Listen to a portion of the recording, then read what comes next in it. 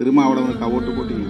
15 சேரிகள் முற்றாக எரிந்து சாம்பலாய். ஏறத்தாழ 60க்கும் மேற்பட்ட கிராமங்களில் தாக்குதல் நடந்தன. 90க்கும் மேற்பட்ட இளைஞர்கள் காயம்பட்டார்கள். நாட்டு வெடிகுண்டுகளை வீசினார்கள், வெட்டி காயப்படுத்தினார். எந்த பக்கம் திரும்பினாலும் கல்வீச்சு.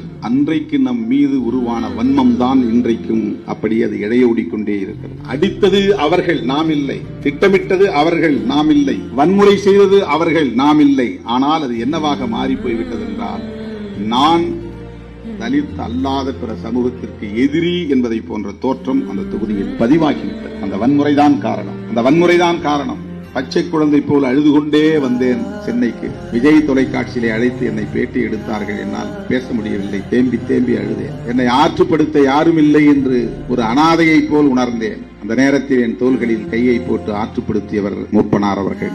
வாங்க போய் பிரசிடென்ட்டை பார்ப்போம். KR நாராயணன். அவரை பார்த்தா ஏதாவது நமக்கு